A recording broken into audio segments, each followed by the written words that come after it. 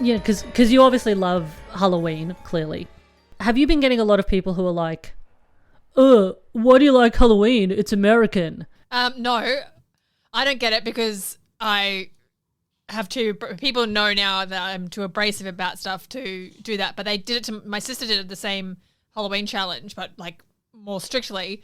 And she had a lot of people having a go at her, and she got into a lot of fights with people about it. So yeah, people get really funny. They're like, "Oh, it's American." I'm like, okay, well, cancel Netflix and put down the Pepsi. Like, yeah, it's really strange that people have this weird aversion of something because it's American, especially because it's not even like an American religious holiday or anything. It's the only day of the year that doesn't have like religious aspects really, or you don't have to go and see your family. You don't have to give presents. All you do is dress up in costume and have a party and eat candy. Literally, what is wrong with that? It's literally the best holiday of all of them. I don't understand why people are so funny.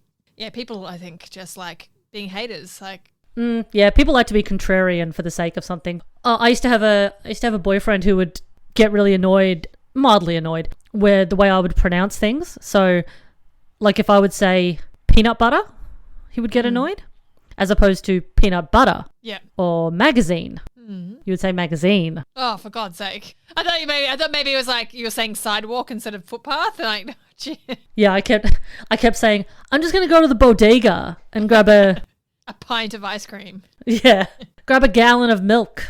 Oh, I'm actually not normally that bad at American accents, but that one was terrible.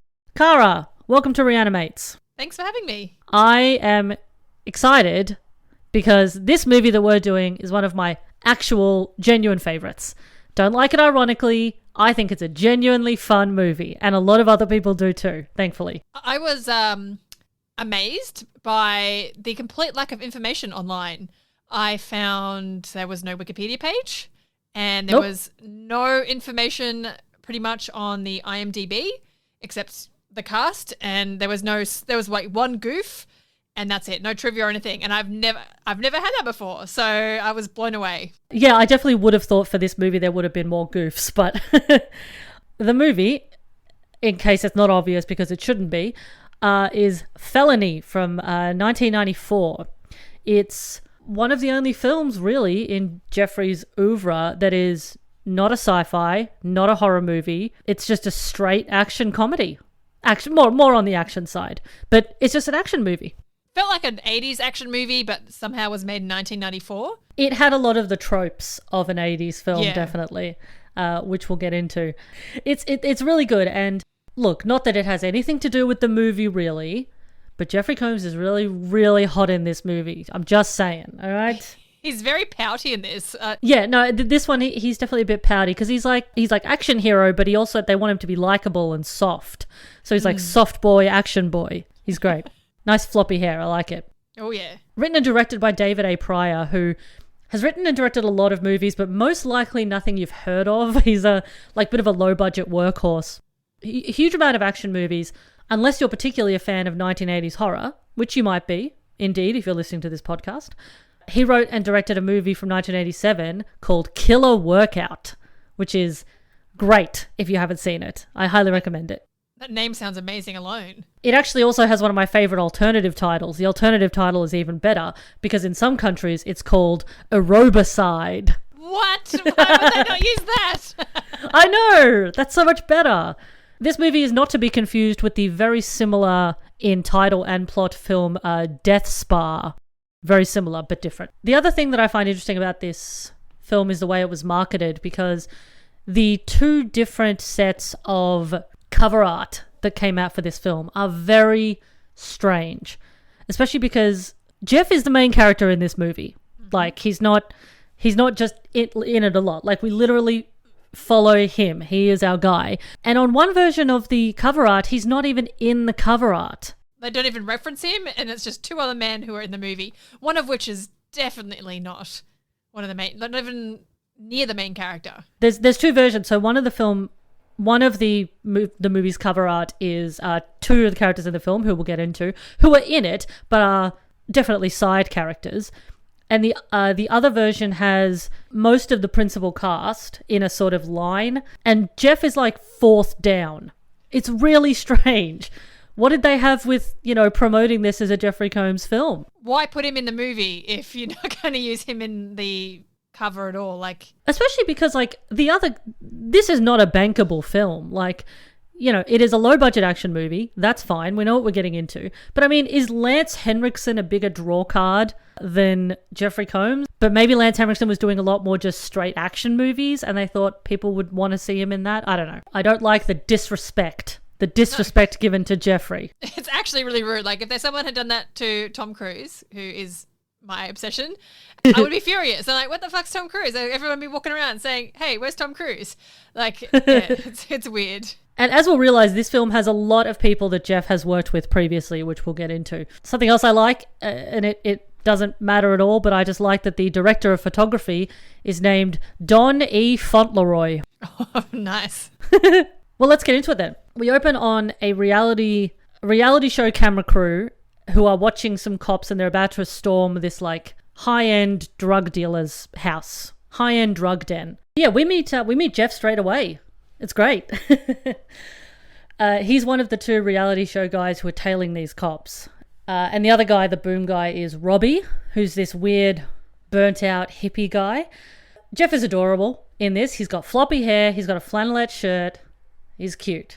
He's a cute little guy. This is a terrible sting operation, by the way.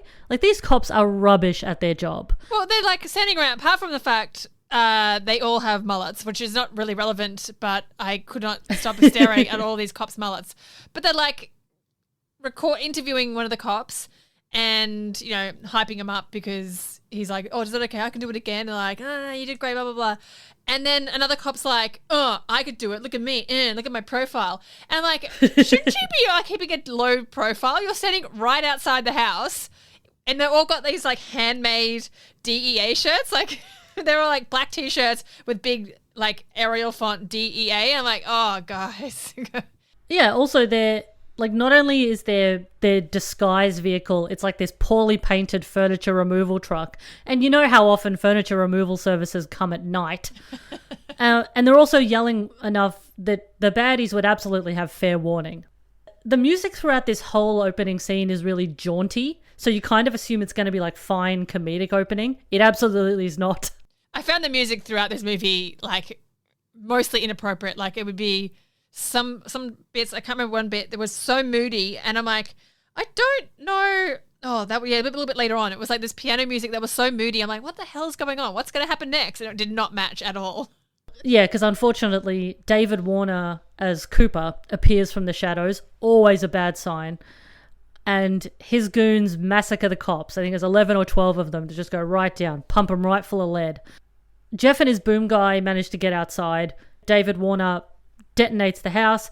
Jeff gets taken off in an ambulance, and he tells Robbie that he's got to rescue the tape of what they filmed. Mm-hmm. Because not only is it TV gold, but it'll also, solve the case. I loved how dramatic and slow-mo the deaths. Actually, this movie is just 90% slow motion, I think.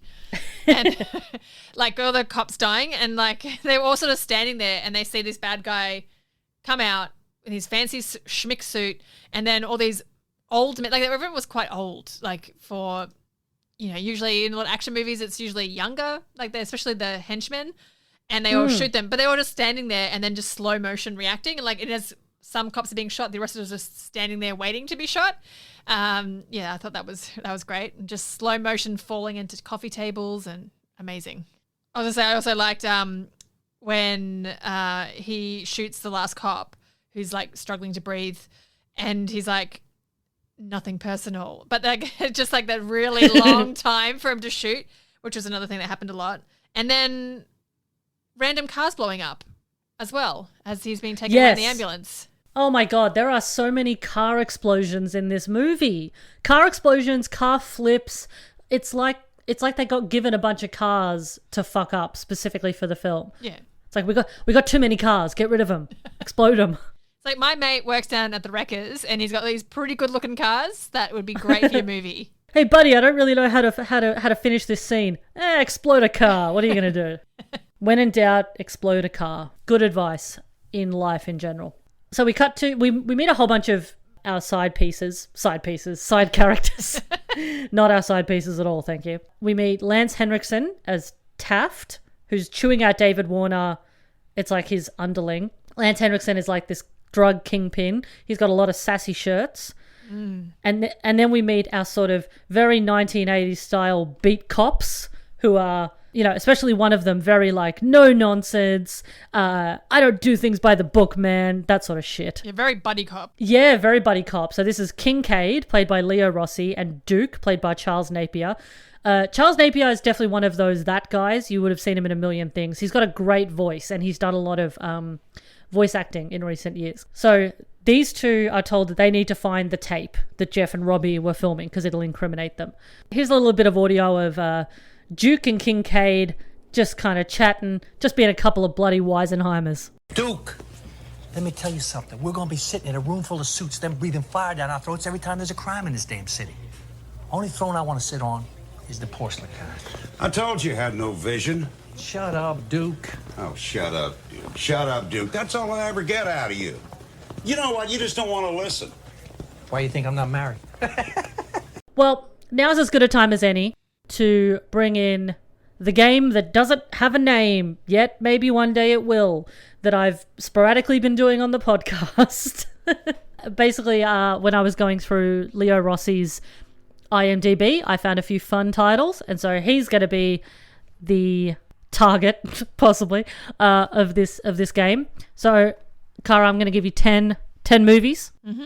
You just tell me which ones are real and which ones are fake, and you'll make it onto the leaderboard that I definitely am working on. Leo Rossi's probably the only one I don't think I really looked through his filmography either. Damn it! Good. No homework. All right. Heart Like a Wheel. Heart Like a Wheel. I'm going to say fake. That one's real. Ah, damn it. Death in the Days of Disco. That sounds real. It's fake. Oh my god, I'm going to get every single one of these wrong. I can just feel it in my bones. That's a Dibbo original. Yes. Love fooling them. Detective in the House. Real. It is real. Whew. Chicago versus New York, A Tale of Two Cities. I'm going to say fake because I think The Tale of Two Cities belongs to another movie. Haha, damn it. Yes, that is fake. We're talking serious money. That sounds fake, but I'm going to say it's a real one. It is real. Good. Go with your gut. Girls in Trouble. That definitely sounds real. That's fake. Ah, there's going to be a movie we'll call that though. There's got to be. Yes, it's probably a thinly veiled porno, but it will not star Leo Rossi. My Dad's a Bug. Real. Fake. Ah, I want that to be real. Coming this summer, Leo Rossi is a dad and a bug. What? Oh God, I'm a bug. What? I want to be a bug. I want to be a man again. Like, are you picturing like a man-sized bug? Yeah, and he like learns how to be a better dad through the power of being a giant human-sized bug. What bug are you picturing? Because for some reason the first bug I pictured was a praying mantis, which I think is an insect. No, I was thinking like a classic beetle kind of. Oh yeah, a grub. I'm trying to think what sort of bug. Not a cockroach, but kind of like, yeah, that long bug body.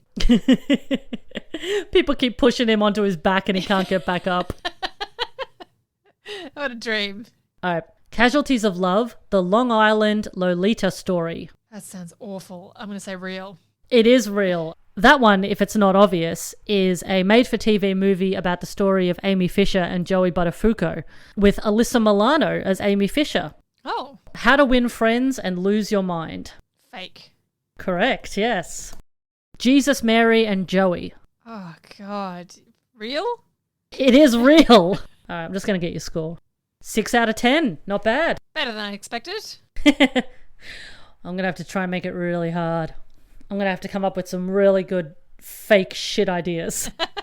All right, back to the film. So we go and visit Bill, Jeff, in hospital, and we get our love interest, Nurse Laura Bryant, who is played by Ashley Lawrence, who, as well as being Kirsty from the Hellraiser movies, Jeff was also madly in love with in the film Lurking Fear, also released in 1994. Oh, wow. Yeah. I mean, they're both playing wildly different characters in each movie, but they have such good natural chemistry together. I wonder if they put them back together on purpose. Well, my initial reaction was, can you please leave that nurse just to do her job? Like, can you say stop hassling her? Like, yeah, she's hot. We can see that. Her hair is inappropriately tied back for her profession. But stop hassling. But she was into it, so I guess, Here's a little audio of Jeff hitting on Laura. Well, Bill. I'm sure Jeff wasn't, but here's Bill hitting on Laura. I mean, it is a little bit, just a little pushy, but she's obviously playing into it. It's quite cute. Listen, you think maybe we could go out for a drink sometime? I don't drink. Oh, strike one. How about dinner? I don't eat either. Really? Yeah, really. Okay, strike two. Think there's a chance of maybe a phone number? Don't you have one? All right, I get it. Strike three, I'm out. Yeah, that you are. He's adorable. So here's something weird. So Kincaid and Duke, the cops, they go to the hospital to chat to Bill because they're like, we know that cameraman was there. We've got to see, if he knows where the tape is. Oh, and also they thought they found the tape because they found the camera, got the tape out, and it was a blank tape. So now they're going to hassle Bill because they're like, well, obviously he knows where it is. But the weird thing is that they have dressed Jeff and Leo Rossi in the same outfit. Almost exactly the same. So I'm like, is this are they going to mention it? Like, they're wearing the same, except their jeans were slightly different. One was a bit more stonewashed than the other. The same outfit. It's wild. So like they're both wearing white t-shirts, dark blue flannel, and jeans. And yeah, the only difference is that Jeff's jeans are like darker, but it's still really weird looking. I initially thought the first time I watched this, I thought they were going to go for some like body swap hijinks. Like I thought that like Kincaid and Bill were going to like swap places for some reason. Or he was going to impersonate. I don't know. But it came to fucking nout. Like they didn't even mention it. So either everyone in the 90s dressed exactly like that and everyone watching that in the 90s would have been like, yes, everyone I know wears that outfit. Or they just didn't have a wardrobe budget and they just had to have the same thing. It was so jarring. Like it really distracted me in the scene. So I actually didn't listen to a lot of what they were saying in this scene because I was trying to work out just how similar their outfits were. Really weird. If I ever got the chance, I'd ask Jeff about that. I'd have 2 minutes with the man and I'd ask him about this weird moment. So you know the movie Felony. I just noticed that you were wearing the same outfit. He'd be like, what the? He'd be like, A, get out of my house. B, why do you remember this movie? It is funny because I know that when people have done video chats with him as part of like conventions and such, there's been a few people who have asked him about Felony. And he's always taken aback because I guess it was one of those films that he just did and didn't think that anyone would ever see it. And yeah, he was a bit shocked that people genuinely like not only liked it but that it was in their favorites of his movies. So he probably remembers fuck all about this movie probably. Yeah, he's like, I remember things blowing up and that's about it. Well, something else we notice in this movie is that he seems to do a huge amount of stunts, and it looks like he's doing a lot of the stunts himself. Like there's a couple where it's obvious they wouldn't have got him to do it because they would have gotten a professional stunt person. But yeah, especially in the next scene coming up, yeah, a lot of Jeff just throwing himself around. It's great. Which is very confusing because as far as we know up until this point, he is a guy who works for a reality TV program and is like a camera guy, essentially. And I'm like, how is this guy just leaping off things and being very dramatic? Yeah, I was bewildered for a lot of this movie. I'm like, why did he just do this epic stunt when it Isn't didn't call that for strange? it? Yes. Isn't that weird that he could do that? I wonder if that's going to come up later. So the cops question Bill, and all the while there's a couple of shady characters who have disguised themselves as doctors who are there to clearly kill Bill.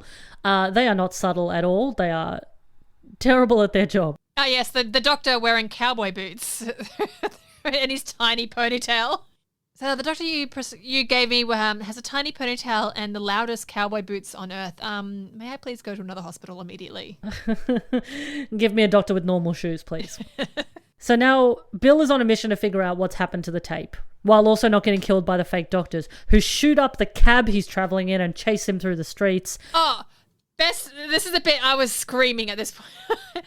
So when Bill's in the cab to go home, like, had a bit of a rough encounter with the police, doesn't know what's going on, and so old mate starts shooting at the cab, and I just loved how the cab driver, while his cab's being shot at, just stoic, just driving, and doesn't do anything until he's shot to death.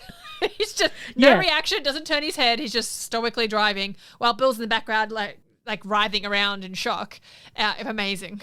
It was so funny. Like Bill like dives behind the chair and he's like, whoa, fuck. And they're literally shooting the windows out and the side of the cab. And the cab driver is just facing forward. He's like, this has got nothing to do with me. This is their problem. This is between these guys. I'm just trying to get home to my wife.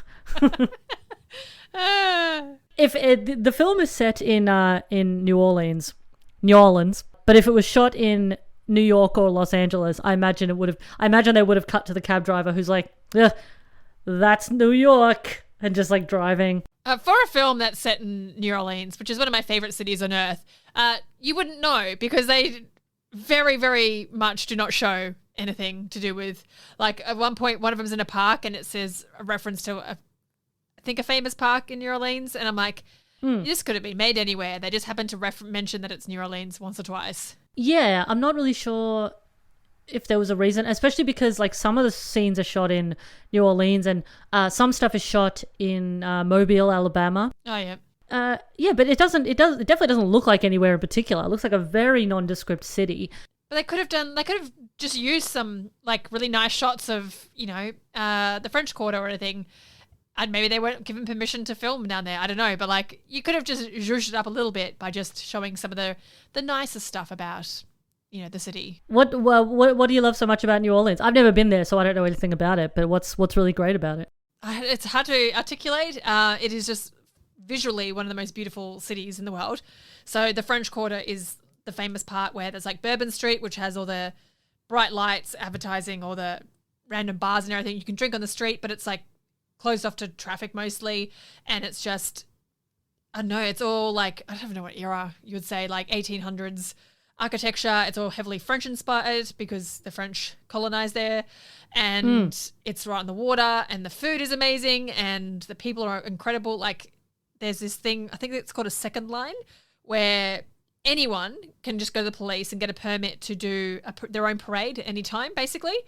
And you get a police escort. So you can like, if there's 3 of you and you're having a bucks party, you can have that and just have, hire for $100, go hire a jazz band. And like we saw a wedding do that. And so there's a beautiful huge wedding party. It had their own jazz band and everyone was dancing down the street. Like that stuff is happening all the time. It is the most amazing city. Like it's not somewhere I would live because there's a lot of poverty, obviously with Hurricane Katrina, but one of the best places I've ever been.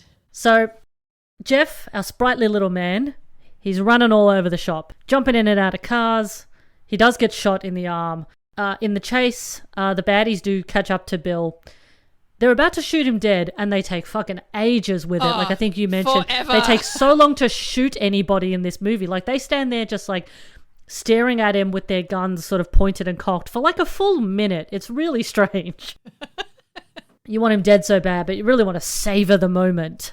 Yeah, well, they're like, and old mate with a ponytail, the way he cocks his gun, did you notice that? No, what do He you does do? this weird thing. I do not know how to describe it. Like I rewound it a couple of times to watch. He just does this weird thing where he holds it. He's not holding it like you hold around the handle or your finger on the trigger. He's kind of holding it in an awkward way and does this weird clicking thing up near his head and then points it. I'm like, what the heck was that? Like, it's not like Arnie in Terminator 2 doing the cool like one finger reloading a shotgun. It's just this weird, awkward handgun reloading thing that makes no sense. He loves the thrill of the chase. Once you shoot them, the chase is over, the job's done. Now then you're bored. You've got to go looking for bigger and bigger thrills all the time, and then you're never satisfied.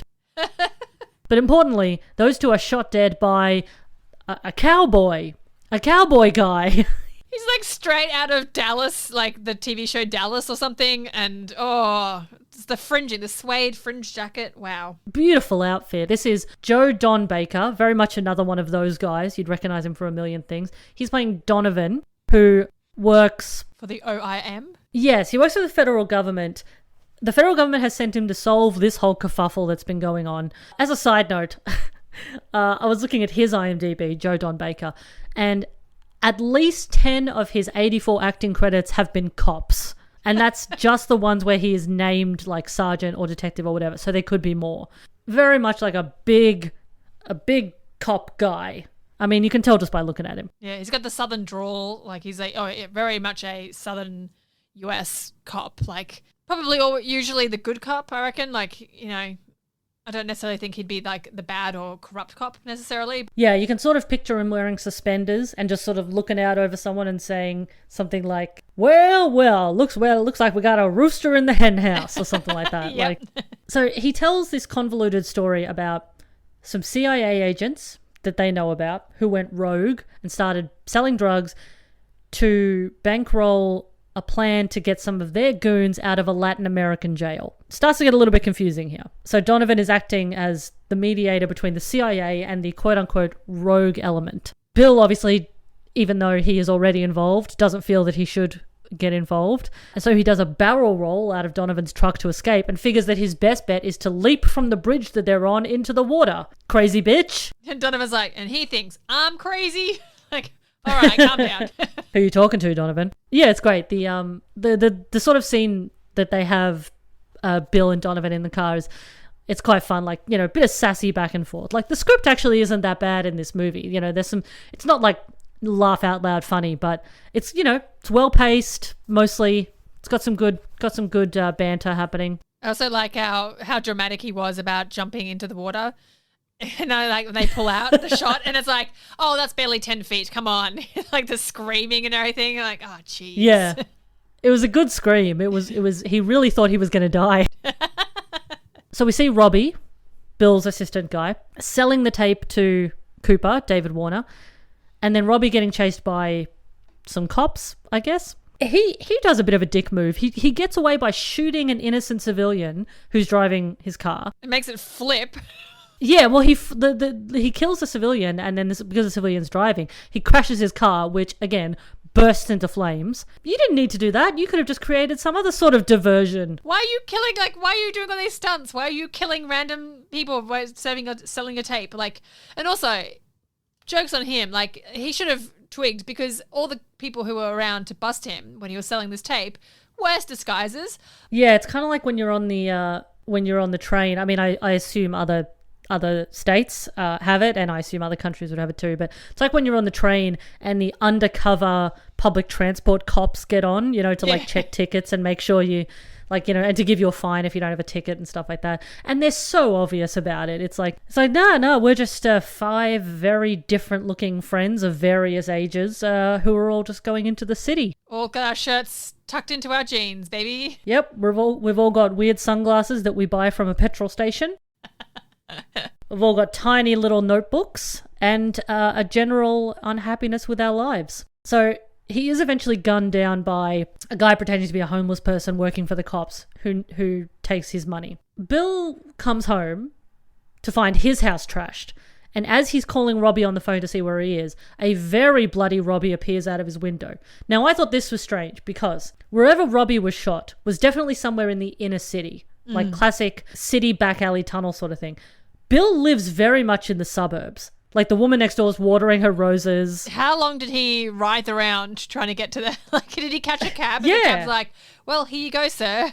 Do you want to go to a hospital? No, just my friend's house. Bill's got, like, nice shrubs. He's got Roman columns. Robbie got shot a few times close range in the gut. Like, how the fuck did he make it there? But again, it doesn't matter because Robbie whispers something into Bill's ear and then dies immediately on Bill's floor. The cops show up outside Bill's house and he has to scarper. This... I around this so many times and screamed until Ben came running to see. For no reason, he leaps through a plate glass window. Is that not the best way to escape a house? It's his own house. There's a door If you can right think there. of a better way to get out of a house, I'd like to hear it. Oh, I screamed, like legitimately screamed when I saw that. He just like, it's an amazing like dive through the glass and roll out. But I'm like, there's a door right there, my dude. Like you could just walk out. It's your own house. And the sirens are in the distance. The time difference between running out of a door and leaping out of a window is probably negligible. There's very few times when jumping through a plate glass window is your best option. You're not John McClane. You could have just walked out into your nice backyard. It would have been fine. Again, maybe they just, you know, the director or the production manager had like a mate who made plate glass windows. Can you get some of my work on the set, you know? I make really good plate glass windows for jumping through. You'll see, they're beautiful. I hope that's what happened. That's great. So Bill looks up Laura's number and address, which I always forget is an insane thing that you could do once upon a time. Wild. Like, and I know, didn't the anti-stalking laws that stopped you from being able to ring up, like, the DMV was only in the early 90s or something, but you could still ring up for directory services and be like, hey, I need to find this person. So he heads over to Laura's place because remember, he has an injury. So he's like, I know where that hot nurse lives. She can help me and she's also hot. Good combination. I'm sure this will go down a treat. She also lives in a huge house for a nurse, which is definitely something I always notice in American movies. Like even American movies now, everyone got these big ass houses. There's never any poor people in movies that just have normal sized houses. You make $8 an hour tops. You're not living in that fucking mansion. Someone American, please explain to me what your housing system is like. Bill sneaks into the house. Again, he doesn't need to. She does fix up his arm though. They have a drink together. He's starting to tell her, you know, the story of what's been happening. There's a nice little scene, and I know it doesn't mean anything really, but I like the way Jeff opens his beer can with one hand. I don't know why I found that quite pleasing to look at. I believe that would be because you're horny for him and everything he does impresses you. No, I understand. How dare you? How dare you correctly assume things about me? How dare you know me better than I know myself? Maybe this podcast is just a way for me to work out my kinks. As someone what a terrible reason to have a podcast. Has a podcast dedicated to the hot white boy actor that they like, I understand. Like there's a bit in a movie Night and Day where Tom Cruise holds 2 drinks and makes his face at Cameron Diaz, and I'm like, I've never loved someone so much in my whole fucking life. And so yeah, sometimes it's just those little things. You're just like, I fucking love that so much. As women, we're very complex, you know. We're just like, oh, he does normal things like us other humans. He's just like people. So Bill strikes a deal with Kincaid. He calls him, and Kincaid's boss brings in Taft, who genuinely is CIA, who tells him to bring in Cooper, dead or alive. So Taft is turning on Cooper, David Warner. It was getting really confusing. And the thing that I couldn't get past, so there was a scene where they were in the most 90s bathroom ever, and Taft is there with his wife or his girlfriend. I'm not sure what her situation is. Like, she's really involved. Like, she's always there. And she's giving him back rub, and they're watching a porno, and she keeps giggling. But then people just keep fucking walking in. Like, as they're having, like, this really intimate moment. And, yeah, even Donovan comes in and is, like, you know, telling him what's going on. And I'm like, what the fuck is happening? Then they go to a strip club, which is immediately more boobs. Very flimsy excuses for showing a lot of boobs in this movie. Well, the porno, I think, was what was actually on the tape that Robbie sold to Cooper. Oh, I didn't even miss that. I was just so gobsmacked by that bathroom, and then everyone just strolling in like they own the place. Yeah, it is weird to just walk into someone's bathroom while you can hear pornography happening the outside. I probably wouldn't even knock. I'd probably wait until I stopped hearing porno noises and then maybe just wait a bit. They're probably busy. Bill meets Kincaid and Duke at a very dark and dingy strip club. It sort of looks like a sort of outer suburbs TAB, like a pokies venue. I don't know what the American equivalent would be, just like a really shitty rundown bar that also has like slot machines in it. Bill tells them what Donovan told him about the CIA guys, and they decided to take him downtown anyway because they do not trust him. And this film isn't super like, you know, needless tits and ass for no reason, but there is a lingering tit shot here that feels really out of place. It's quite gratuitous, but the rest of the film isn't really gross like that. It was really, and like these girls, I don't know, maybe this is the 90s, had the most obvious bolt-ons is the only way I could describe them. Just the most over-the-top looking fake boobs and they just kept lingering on them and like, this is quite out of place. Like, especially if I hadn't seen the porno before. Although Bill is the one who chooses to meet there, so you're a little bit like, Bill, what are you doing? Naughty boy. Donovan, who is apparently the best marksman in the world, manages to shoot the handcuffs off Bill so he can escape. He like cuts the chain that connects Bill to Duke, the other cop. He doesn't get a single another decent shot in, though. He gets that perfectly, and then but was he just trying to scare them? Is that what his goal was? But he does continue shooting, but he's just not shooting anything in particular. He's shooting, like, their car and stuff. Like, I would have been like, okay, he's a great shot. Why not shoot out their tires? Well, I thought for a minute he was aiming for the gas tank to make it blow up, but that didn't pan out, so... Well, we do get another exploding car. I don't know whose car it was meant to be, but another car explodes for whatever reason. For tenuous reasons. Yeah, action movie reasons. But thankfully, Laura had followed Bill to the pub, and she picks him up as he flees.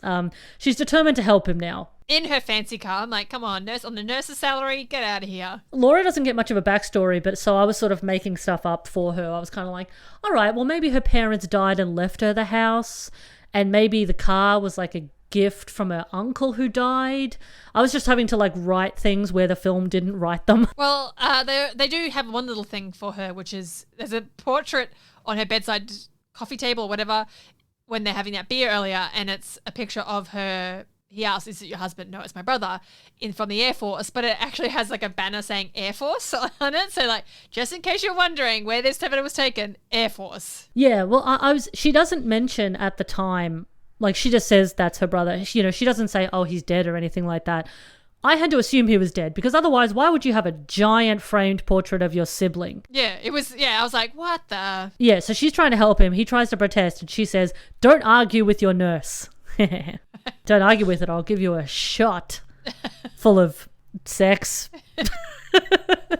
And she does. Well, we don't know that. But we'll get to it in a sec. Oh. Cooper appears and he shoots Donovan dead.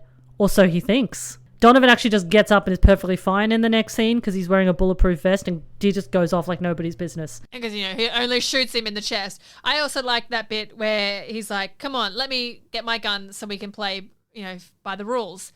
And Cooper's like, yeah, okay, my rules, and shoots him dead. I'm like, mwah. Cooper's dialogue is 100% sassy lines that you say just before you shoot someone, because that's pretty much all he does, is he has a little quip and then he shoots someone. That's his whole deal.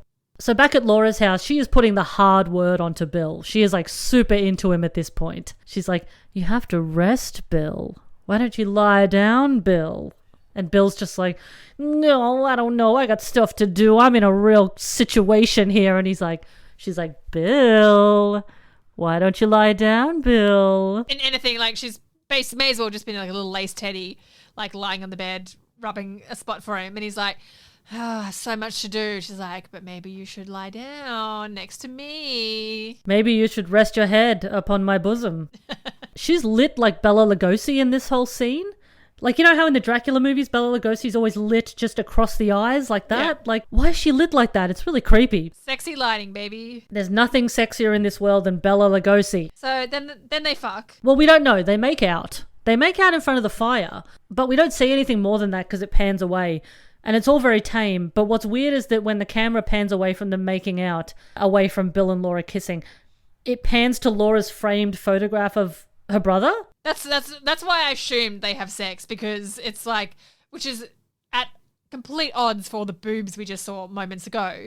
But yeah, like that dreamy, like I said, very 80s, like panning away from the sexy times and focusing on something in the peripheries. Yeah, that's why I'm like, well, obviously they did it, but maybe they didn't. I don't know. Well, I mean, they might not have, because when we cut back to Bill, he's asleep on the couch fully dressed. She's like, okay, I want you to give me a hot dick injection, but also you have to sleep on the couch and put some clothes on, would ya? Like, let's have sex, but I do like my space.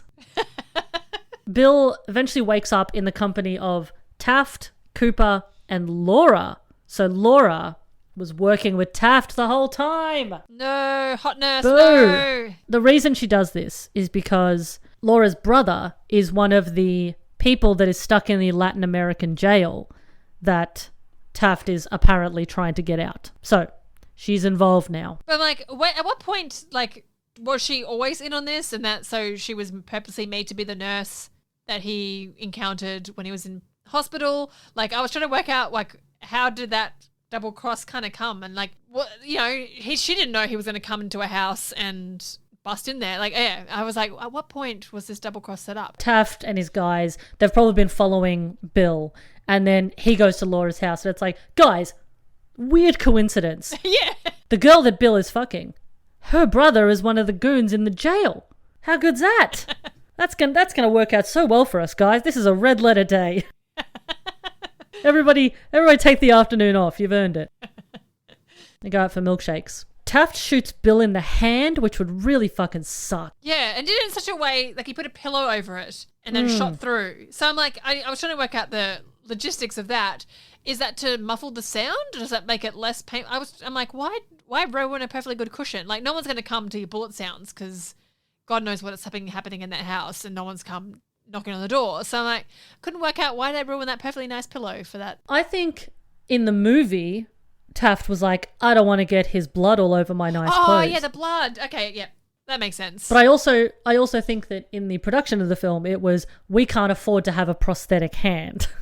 That's also probably very likely it. Like, if you shot, depending on how close you were, like if you shot someone's hand, surely it would just explode. Like, it wouldn't go right through. Hands are too small. If it's really close, it might just be a hole. I don't know. Depends on the gun. Yeah, I just figured it would just fuck up the whole thing. It would just sort of obliterate it. Well, even if it just made a perfect hole, you're going to ruin the hand anyway because there's no way the bullet's going in between all your bones and your tendons and everything. Oh yeah, he has lost the use of that hand. It's quite sad, but they're not focused on that because Taft needs his fucking tape. He just needs the tape. So Bill is like, I can't tell you where the tape is, but I have to show you. How convenient. So Cooper takes Laura and Bill to go find the tape, and then Taft is like to one of his flunkies. He's like, hey, follow those three. When you get the tape, kill them all, bring the tape to me. And that guy's name was Sunshine, which is actually his real nickname. Because I looked at the credits really? and it said, man number one, David's Sunshine Gibbons, whatever. Like, it was actually his name. He's like, hey, Sunshine, come here. I'm like, well, obviously he's talking to his girlfriend. And then this most, like, smarmy, gross dude comes up. Too much tan is like, yeah, boss. And it was Sunshine. That made me laugh a lot. Well, maybe that's why they call him Sunshine, because he gets so much sun. So apparently, jeez, he was the tannest man. Why do they call you Sunshine? It's because I'm always at the beach. I love tanning and playing volleyball. In my brain, even though this is not at all shot in New York, every bad guy in my brain has a New York accent. I apologize for that. That is how I see things as well. Everyone has like a Brooklyn accent. Hey, I'm walking in the French Quarter here. There's a showdown at the place where the tape is. I think it's like a stock room of some sort. We've got Cooper, the goons that are meant to kill Cooper. They're fighting. Bill gives Laura the tape to take to Kincaid. Everyone gets away. And what follows is just lots of like car chases, car crash, shooting from cars, lots of car business, another car flip, of course. Oh yeah, big car flip. Bill decides that because he's coming up to a bridge that like isn't finished, which is such a weird thing. So what is this, speed? I've seen this in another film. Up until that point, he also seemed to be the slowest car chase of all times. Like, I know they're driving big old cars, but like, I'm like, come on guys, can you pick this up a bit?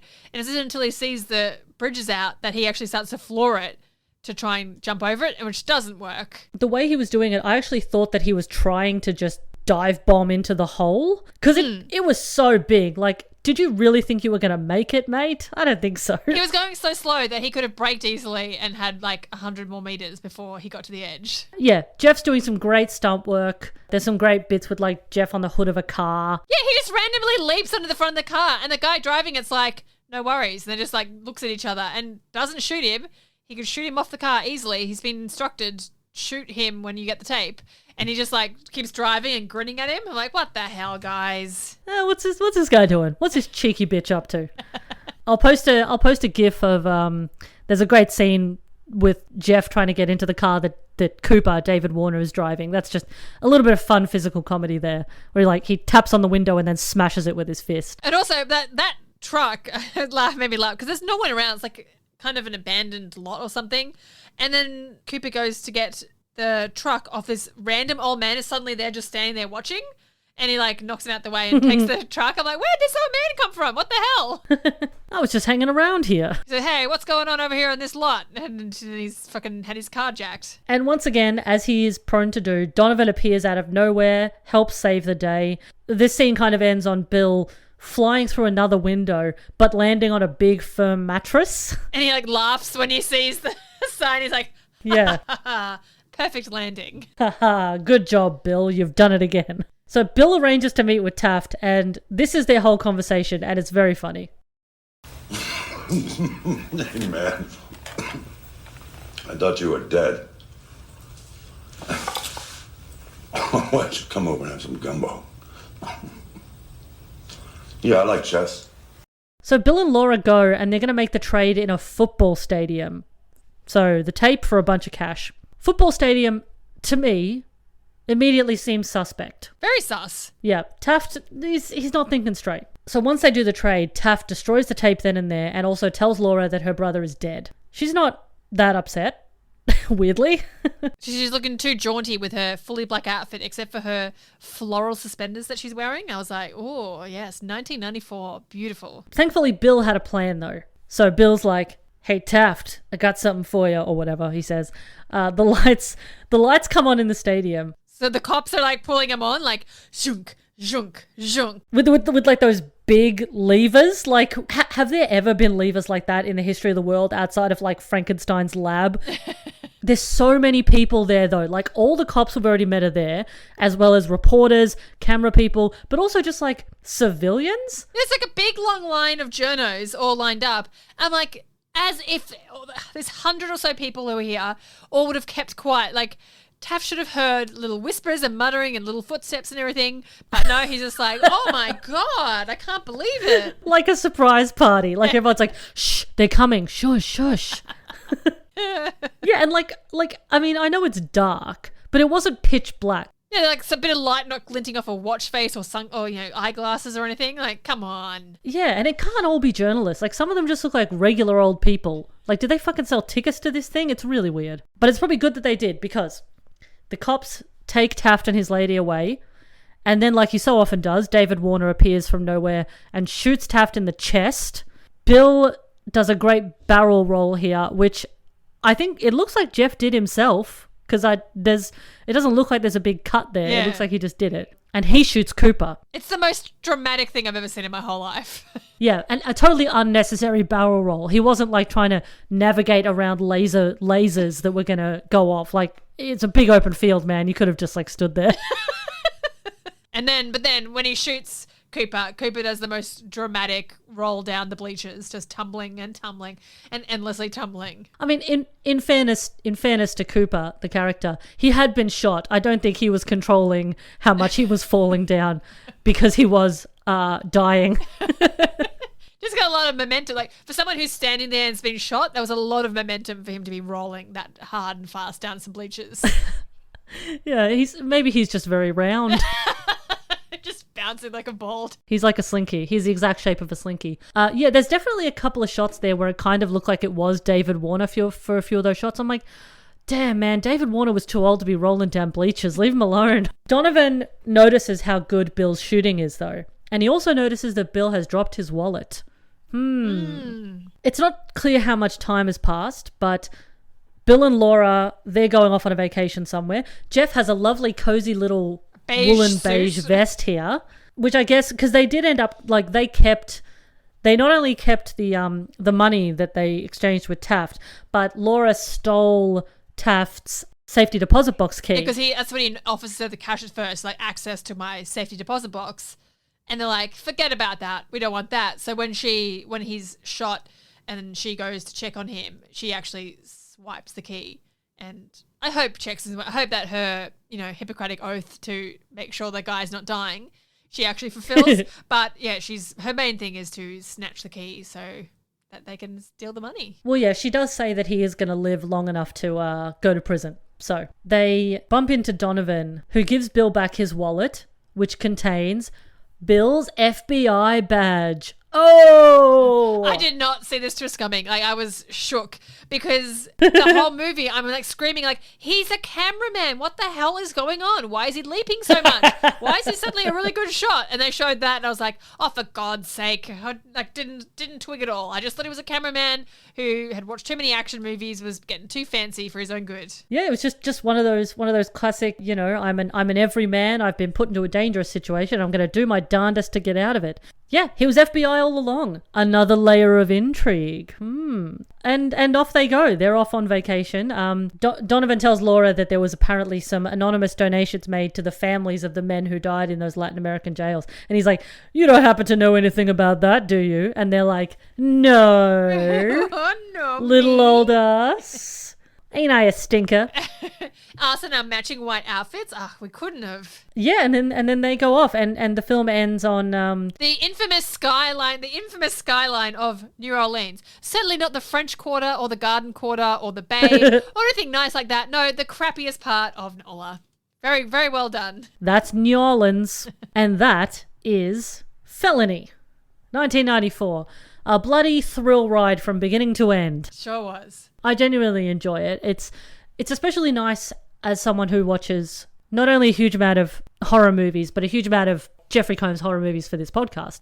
It was nice to have a bit of a change of pace, because this is just, as I said, straight up and down action movie, bit of fun. It's nice to see Jeff doing something a little bit different than he typically would. This is pretty far from your mad scientist guy that he's often doing. So yeah, it was good. And it was nice that he had like the romantic lead. Like, he doesn't get that very often, and he should. Yeah, like I can't, of all the handful of Jeffrey Combs films I've watched, definitely never been the romantic lead. He's not usually even the lead. He's kind of like a secondary character, or yeah. So yeah, it was really nice to see. My whole thing, as soon as I watched this film, I was like, that certainly was a time. Because I almost exclusively watch action movies, so I had a lot of things to criticize about it. But the bones of it were like, I would love to remake that. I would make it in New Orleans, and I would keep a lot of the basic elements, but the things I could do with that movie if I was allowed to make it. I assume Jeffrey Combs would be back. Yeah.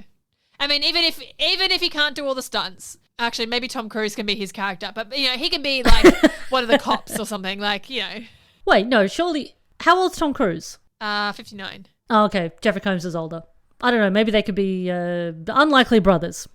Yeah. One. My brother Tom and I have set up a detective agency in New Orleans. Yeah, you could have, Bill Knight, some, 30 years later.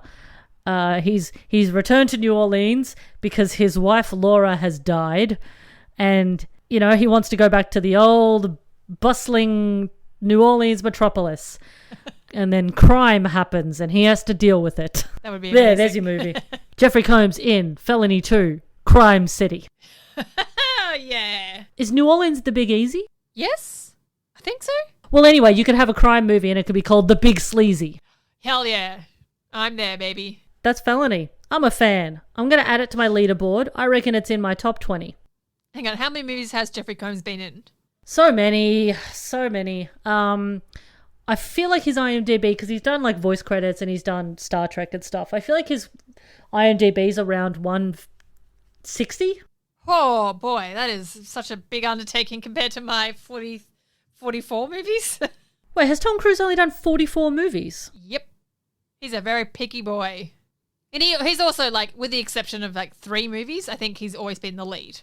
Or if not the lead, like in Magnolia, he's not the lead, he's one of an ensemble cast, but co-lead, yeah. Yeah, he's a lead in almost every movie. So I think, he doesn't have time. Like, he wouldn't have time to do more than 1 or 2 movies a year because he's always the lead, and also probably has to sleep a lot because he does so many stunts.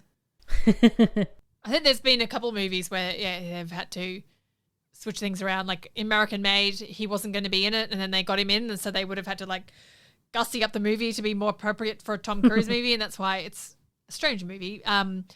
It's, and also that man is worth $500 million from what I've read. So he's only at this point acting because he likes it, not because he needs to. He could never act again and never do anything again and still make lots of money.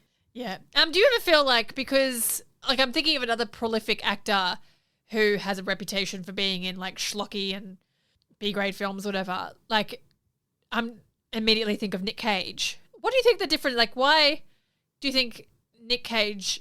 I mean, obviously because he's the nephew of Francis Ford Coppola, that he got a boost at all. But like, does it aggravate you a little bit that someone like Nic Cage, who is just a shocker and is also in a lot of famously bad movies, like has so much more notoriety than someone like Jeffrey Combs.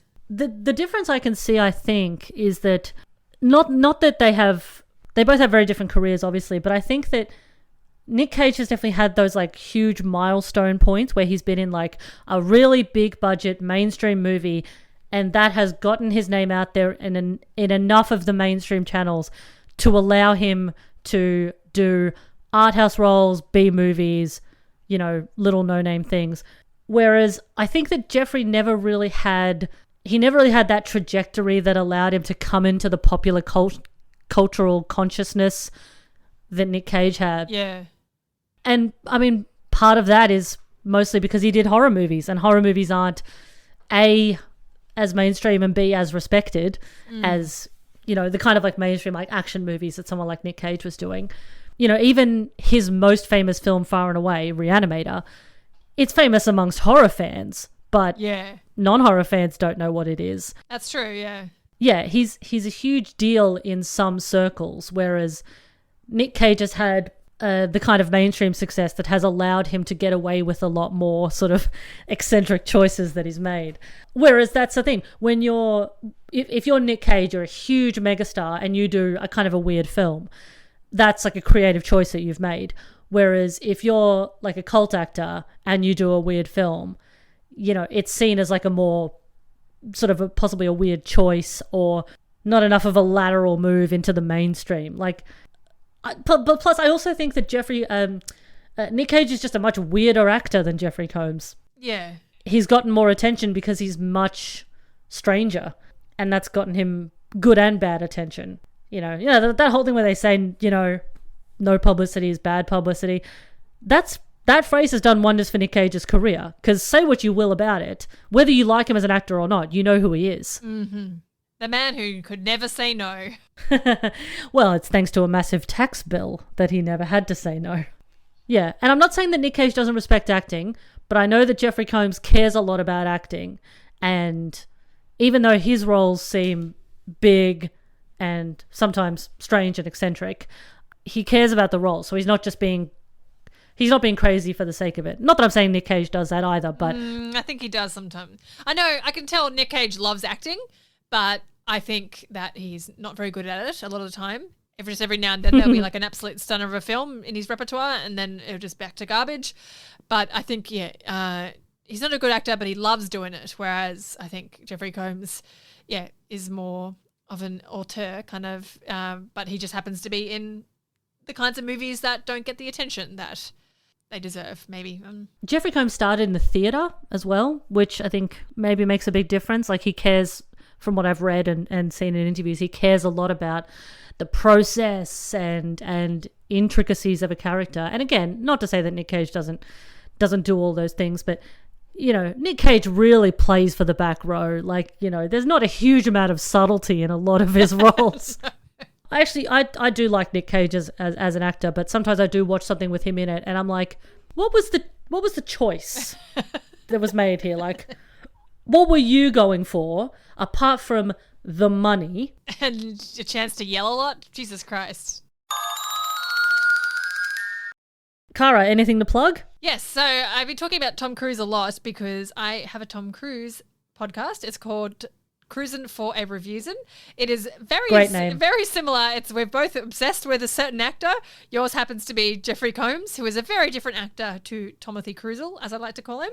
And I only obviously have 43 films, which we're getting towards the narrow end. It's Cruisin for a Reviewsin on all good podcast platforms, or you can check me out on Instagram, Tom Cruise Reviews, or Twitter, Tom Cruise Review, no S on the end. I have listened to a few episodes and it's a lot of fun. Maybe one day the gods will grace us and Tom Cruise and Jeffrey Combs will be in a film together. Oh my God, the ultimate crossover podcast episode. The ultimate crossover erotic dream. I have no shame. About myself. I mean, we started a podcast for it, so we clearly have no shame whatsoever. I don't give a damn about my reputation. Well, as usual, you can find this podcast in all good podcast apps. And the bad ones too, I assume it's in there.